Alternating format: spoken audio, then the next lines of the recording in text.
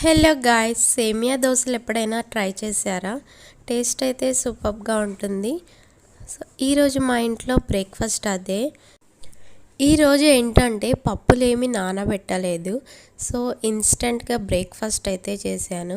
So first అయితే ఒక cup సేమియా తీసుకొని బ్రౌన్ కలర్ వచ్చేంత వరకు నెయ్యి వేసి రోస్ట్ చేశాను.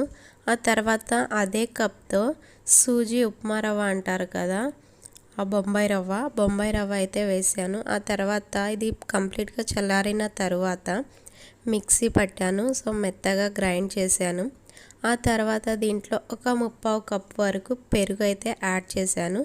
అండ్ మనకి దోశ కన్సిస్టెన్సీ వచ్చేంత వరకు వాటర్ అయితే వేసుకోవాలి సరిపడినంత. తర్వాత దీంట్లో సాల్ట్ కూడా వేసుకొని మళ్ళీ మెత్తగా దోశపిండిలాగా అయితే గ్రైండ్ చేసుకోవాలి. కన్సిస్టెన్సీ గట్టిగా వచ్చింది కదా, తర్వాత దీంట్లో వాటర్ కూడా యాడ్ చేశాను అండ్ సాల్ట్ యాడ్ చేసుకోవాలి.